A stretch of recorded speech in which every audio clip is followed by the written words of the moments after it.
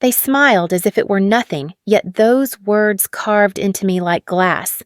Your sister deserves it.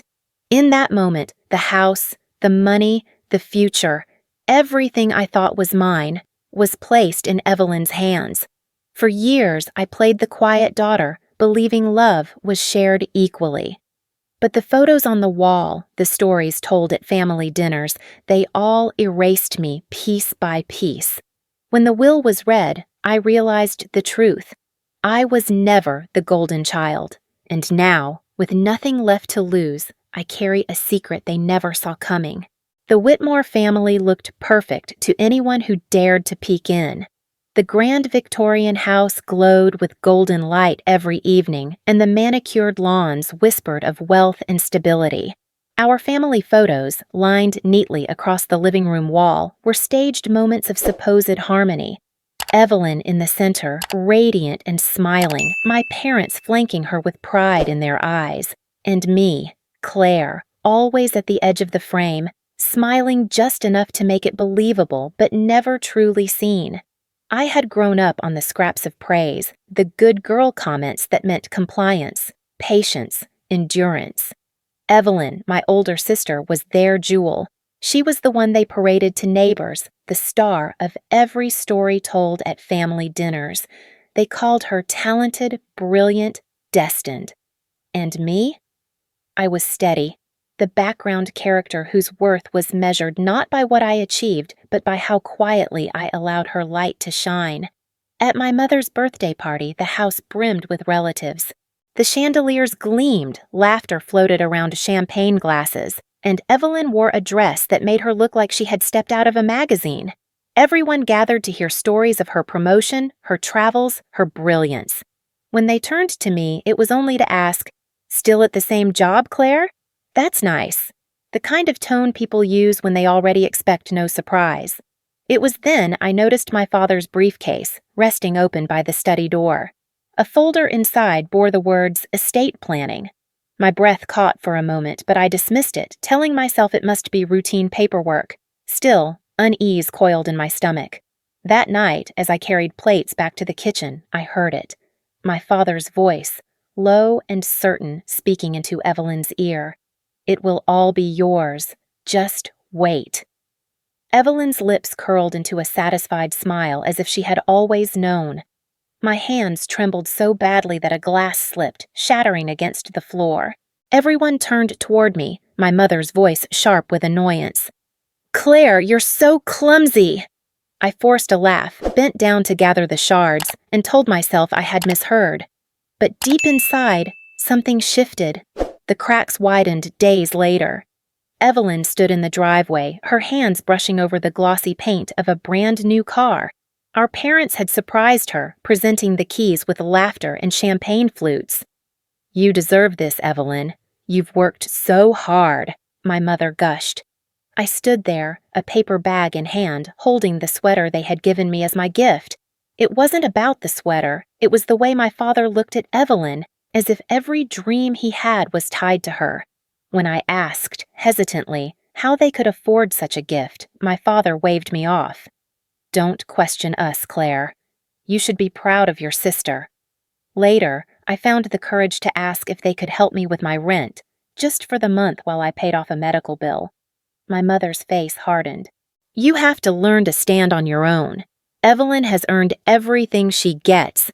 You need to stop being jealous." Jealous. The word sliced through me. I wasn't jealous, I was drowning. But in this family, every protest was twisted until I became the villain. That night, Evelyn swung the car keys in front of me, laughing. "Maybe you should try harder, Claire, then you wouldn't always be left behind." I swallowed the burn in my throat. I told myself again and again, they love me, in their way. They just show it differently. If I kept being patient, maybe one day they would see me. At dinner the following weekend, gifts were exchanged again. My parents loved ceremonies, the little rituals of giving and receiving. Evelyn's box was enormous, gleaming with satin ribbon. Mine was small, wrapped hastily. I smiled anyway, untying the bow. Inside was a delicate scarf, clearly cheap, its thread already fraying. I lifted it, pretending to admire it. Then I saw it. Beneath the tissue paper lay a crumpled slip, an envelope that had accidentally stuck inside. I pulled it free. A receipt. At first, I thought nothing of it. But when my eyes fell on the details, my blood froze. It wasn't for the scarf. It was for the car. The luxury vehicle Evelyn now flaunted. And the credit card used to pay for it? Mine. My chest tightened. My hands trembled around the thin paper. I could hear my mother's voice in my head even before I spoke. Don't be dramatic, Claire. It's just family helping family. Gaslighting, sweetened with guilt. I had heard it 100 times, but this time the words would not come out of me. I couldn't smile it away. The scarf slipped from my hands back into the box, and the receipt crumpled in my palm like a silent scream. And in that moment, as Evelyn laughed and my parents beamed at her, I felt something break inside me, not just the illusion of fairness, but the fragile hope I had clung to all my life. The poison didn't arrive in one dramatic wave.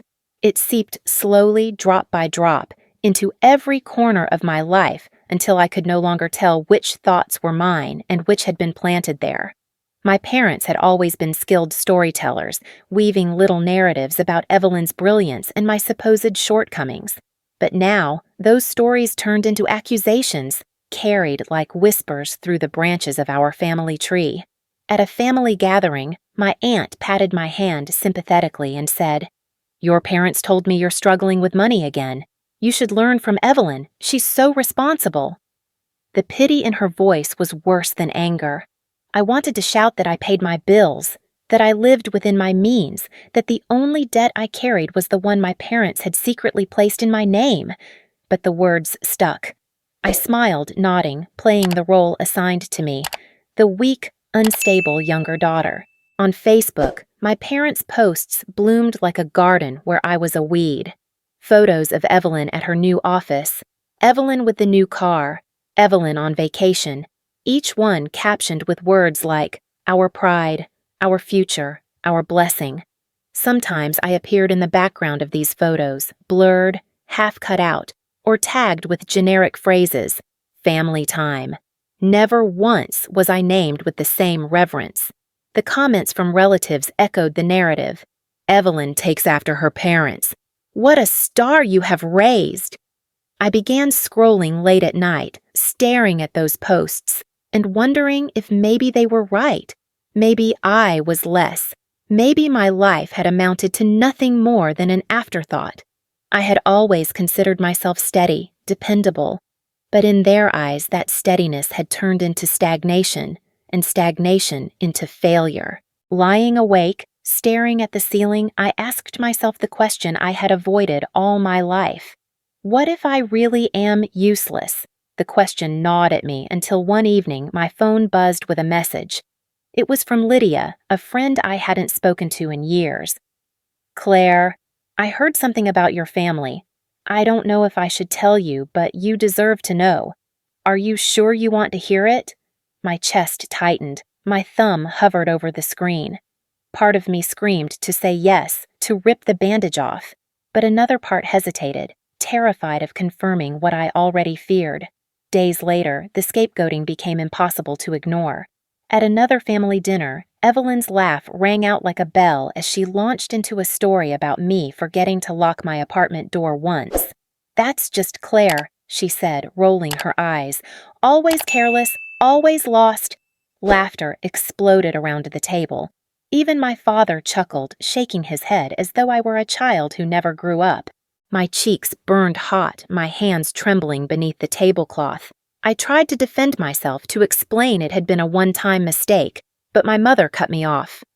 "We've told you so many times, Claire. You never listen. Honestly, it's no wonder you can't manage things properly.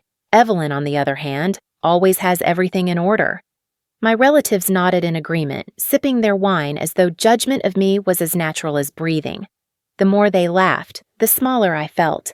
I wasn't just invisible anymore. I was a punchline, a cautionary tale.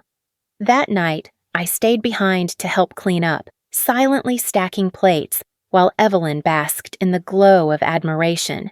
My parents whispered nearby, voices low but sharp. I didn't mean to eavesdrop, but their words froze me in place. "She'll never get it together," my mother said. "That's why we had to secure everything for Evelyn. Claire would just waste it." My father's reply was quieter, but every syllable carried the weight of finality. "Claire will never see a penny. Not one. She doesn't deserve it." The clatter of dishes nearly slipped from my hands. I pressed them against the counter to keep from shaking. My ears rang, and for a moment I thought I might collapse. I had always suspected they favored Evelyn, but to hear it spoken so plainly, so coldly, it was like being struck by lightning. I fled to the bathroom, locking the door behind me, staring at my reflection under the harsh light. My face looked pale, hollow, almost unfamiliar. My heart pounded against my ribs, a trapped bird desperate to escape. "Not a single cent," I whispered to the mirror, the words tasting like ash. For the first time, I didn't feel sadness. I felt something darker, heavier, creeping into the corners of my chest. It wasn't just grief. It was the birth of anger, quiet and patient, waiting to grow. The day of the will reading arrived like a storm I had been dreading but couldn't stop. My parents insisted on broadcasting it over a family live stream, claiming transparency, though it felt more like theater.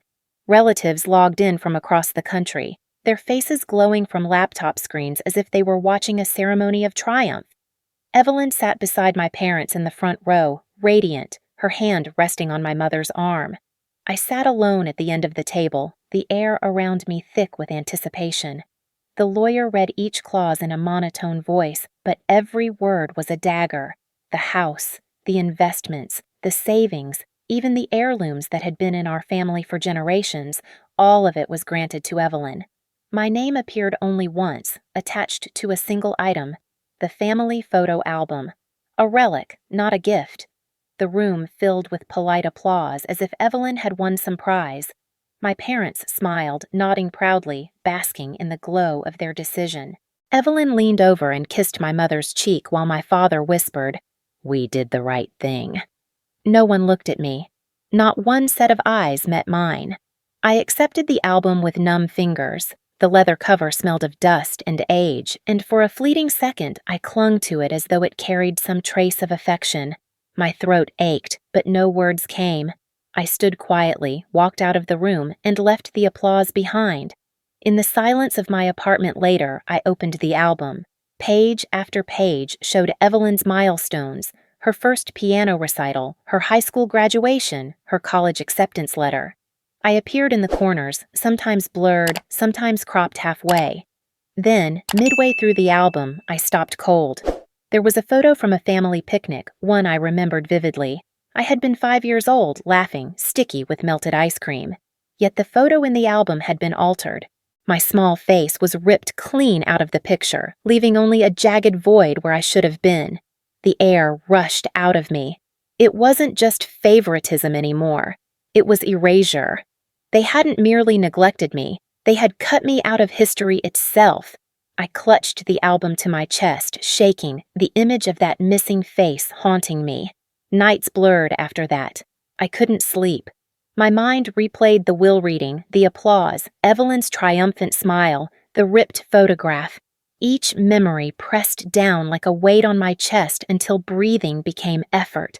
I lay awake, staring at the ceiling, asking the same question over and over. What am I worth if even my own family sees me as nothing? The spiral deepened.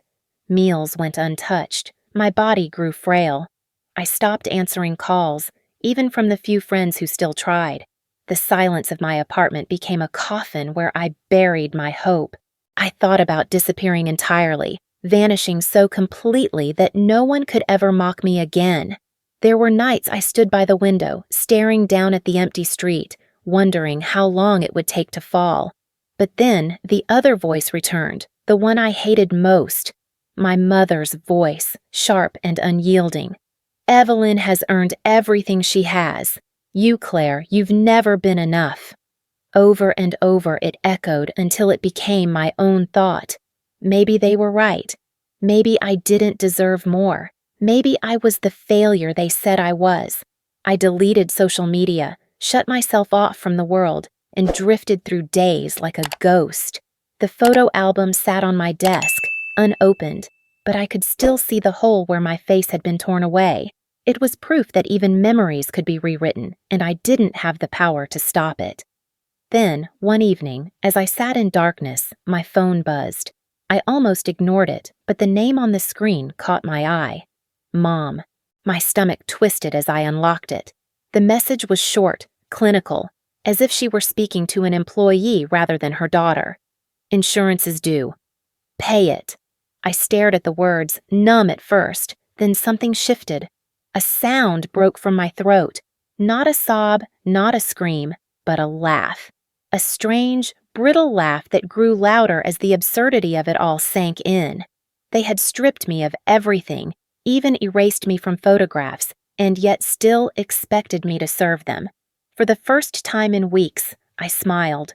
Not from joy, but from the realization that their cruelty had crossed a line it could never return from.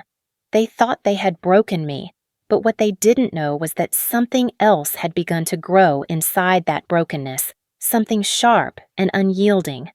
And as I set the phone down, that strange smile lingered.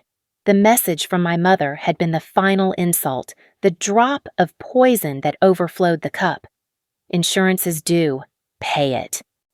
In that moment, the truth became undeniable. I wasn't a daughter. I wasn't family. I was a wallet with legs, a convenient account they could drain at will.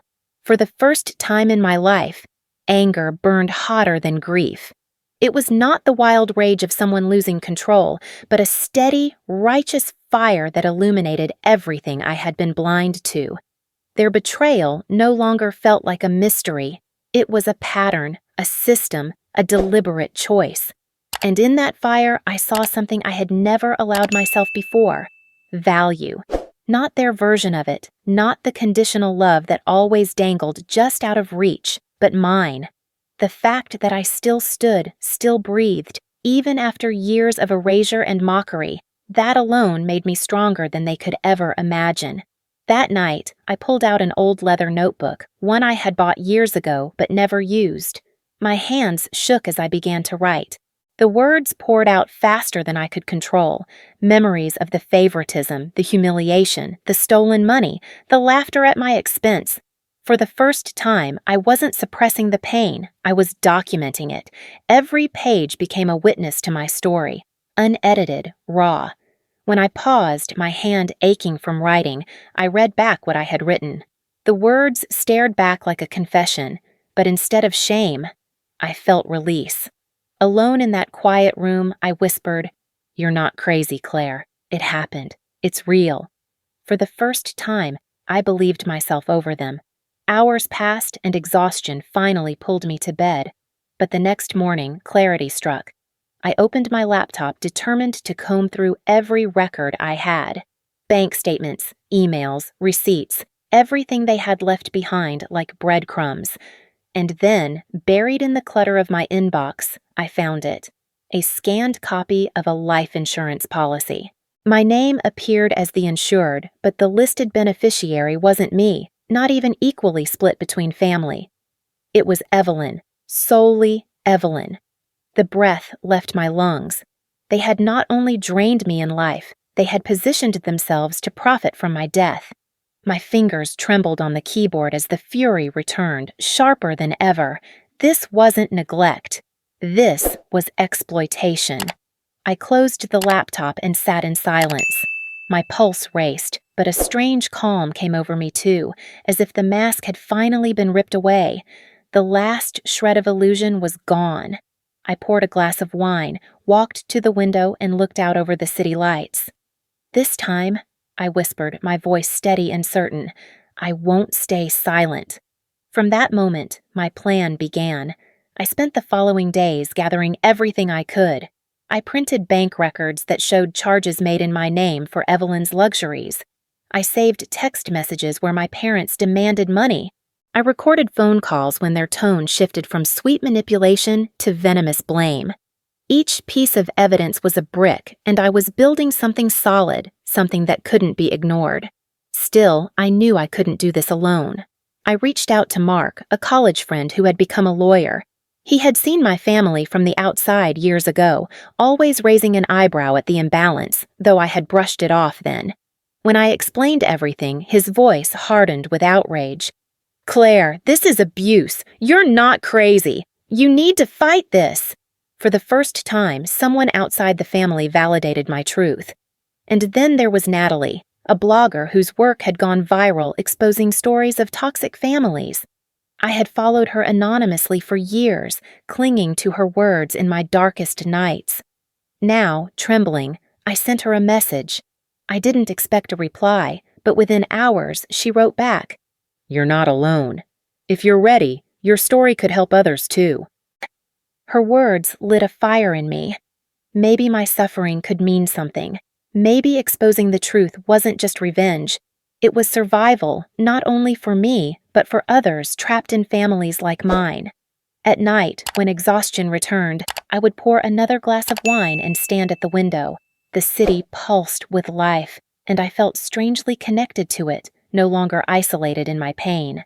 I whispered again, like a promise to myself, "This time, I won't stay silent." Just as I began to believe I was reclaiming control, my phone rang. Evelyn's name flashed across the screen.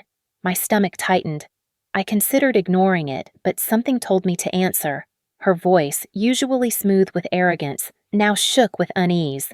"Claire," she said, her tone unsteady, "we need to talk. It's about the will." When Evelyn's call ended, I sat frozen for a long moment, her trembling voice echoing in my ears. Whatever she had to say about the will could wait. My evidence was ready, and for once in my life, I wasn't going to let their secrets stay buried. The next morning, I sent everything to Natalie, the blogger. Screenshots of bank transfers, copies of receipts, the insurance policy with Evelyn's name on it, recordings of my parents demanding payments. Within hours, she crafted a thread and published it under the title, "The Golden Child and the Forgotten One, A Family's Toxic Truth." The reaction was immediate and explosive. The hashtag #ThouJusticeForClaire began trending across social media. Strangers who had never heard my name were now rallying behind me. Some shared their own stories of being scapegoated. Others expressed outrage that parents could betray a child so cruelly. My inbox filled with messages of support, empathy, and solidarity. For the first time, I wasn't invisible. Neighbors whispered. Old friends reached out in shock. My parents, who had spent decades curating the perfect Whitmore image, could no longer hide behind smiles and photos. At the grocery store, people turned away when my mother walked in. At church, whispers chased my father down the aisle. The pedestal they had built so carefully crumbled under the weight of truth. The fallout grew worse when legal action followed. Mark filed suit, challenging the validity of the will on grounds of undue influence and financial misconduct. My parents fought back, but the evidence was overwhelming. The courtroom became another stage, but this time the narrative wasn't controlled by them. It was controlled by the truth. As the judge reviewed the documents, tension filled the air. My parents' lawyer tried to argue that everything had been Evelyn's rightful reward for her accomplishments, but the receipts and transfers painted a different picture. Exploitation, coercion, and deliberate exclusion. Finally, the judge leaned forward, voice stern. "This will show signs of manipulation and undue influence. It cannot stand. It is hereby void." Gasps filled the room. My relatives who had joined via live stream sat stunned, their expressions flickering with disbelief. My parents went pale, their mouths opening in protest, but no words came. And then, from the corner of the courtroom, Evelyn broke. Tears streamed down her face as she whispered, "They forced me to take it all. I never wanted this." Her voice cracked, and for the first time I saw not arrogance but exhaustion. The golden child, too, was a prisoner of their expectations. The room descended into chaos, voices rising, lawyers scrambling. But I sat still, steady, as if the storm had passed over me and I had finally found shelter. The collapse came quickly after that. My parents, stripped of their perfect facade, turned their fury inward. They blamed Evelyn for exposing weakness, for admitting guilt.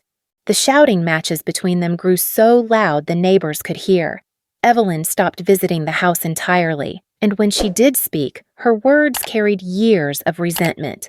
One night, she called me, not to gloat, not to defend herself, but simply to confess. I did what they wanted because I was terrified of losing everything. They made me believe love was conditional. I thought if I didn't play along, I'd end up like you. Her voice broke again. I'm sorry, Claire. I didn't forgive her then, but I understood. She had been trapped in her own golden cage, one lined with approval but locked just as tightly as mine. At home, I sat with the family album. For the first time since receiving it, I dared to open it again. My eyes lingered on the missing photograph, the torn space where my face had once been. But instead of despair, tears filled my eyes for another reason. They weren't tears of loss, but of release. That torn space no longer defined me. It was proof of their cruelty, not my worth. I closed the album, hugging it to my chest, and let myself cry freely. The tears weren't for them anymore. They were for me, for the girl who had spent years begging for love, for the woman who finally realized she didn't need it to survive.